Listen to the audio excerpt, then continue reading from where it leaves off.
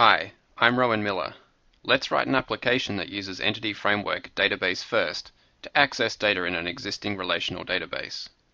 In this workflow, we use the Entity Framework Designer to reverse engineer a model based on that database. In this video, I'm going to use Visual Studio 2012, but you can also use Visual Studio 2010. Before we create our application, let's look at the database we'll be targeting. Visual Studio 2012 comes with LocalDB by default, and I've created a databasefirst.blogging database on my LocalDB instance. The database contains the familiar blog and posts model, where a blog has many posts and a post belongs to a blog. Now that you've seen the database, let's create the application. I'm going to create a console application and call it databasefirst sample. Now that we've got an application, it's time to add the Entity Framework model.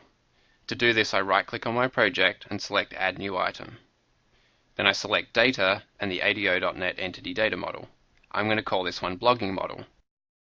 We're going to reverse engineer from an existing database, so I'm going to select that and then click Next. Then I'm going to enter the connection information for the databasefirst.blogging database on my LocalDB instance. I'm also going to change the name of the connection string that's stored in my configuration file to be blogging context. This also happens to be the name that's used for the derived context, and you'll see where this happens later in this demo.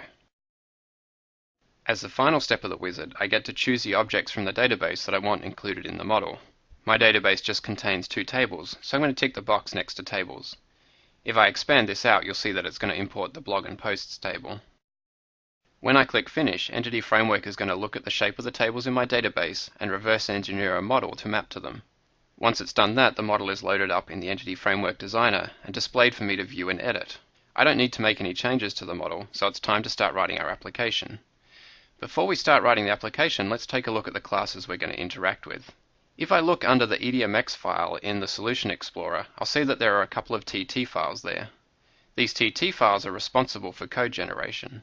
Note that if you're using Visual Studio 2010, these TT files won't be added to your project. Instead, you'll have code generated that uses Entity Framework 4. To upgrade to the latest version of Entity Framework, you'll need to follow some extra steps that are covered in the walkthrough that accompanies this video. One of these TT files is responsible for generating the derived context. This context represents a session with the database and allows us to query and save data. Looking at the context, I can see there's a couple of dbset properties.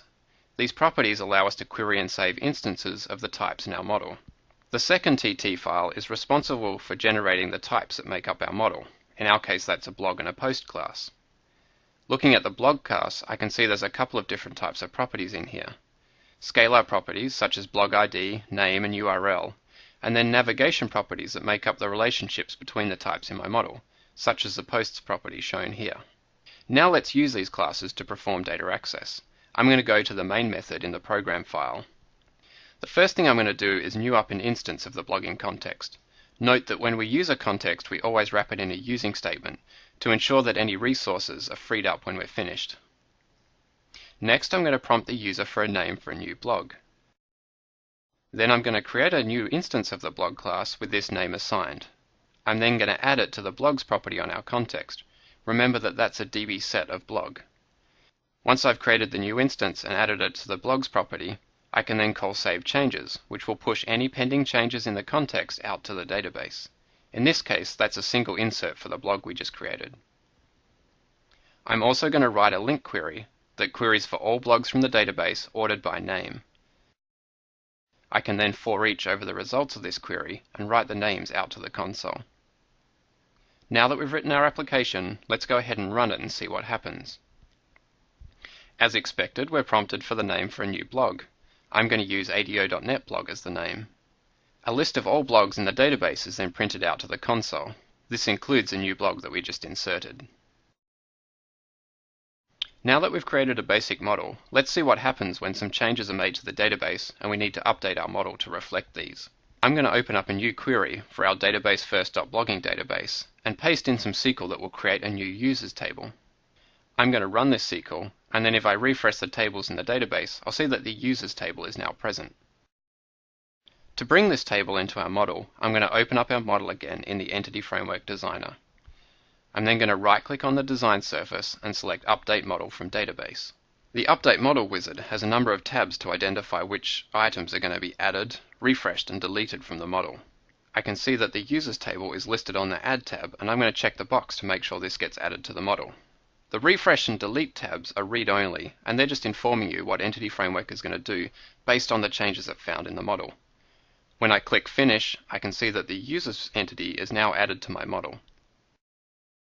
In this video, we saw how to reverse engineer a model from an existing database using the Entity Framework Designer. We then saw how to perform data access using this model. Finally, we saw how to update the model when changes are applied to the database.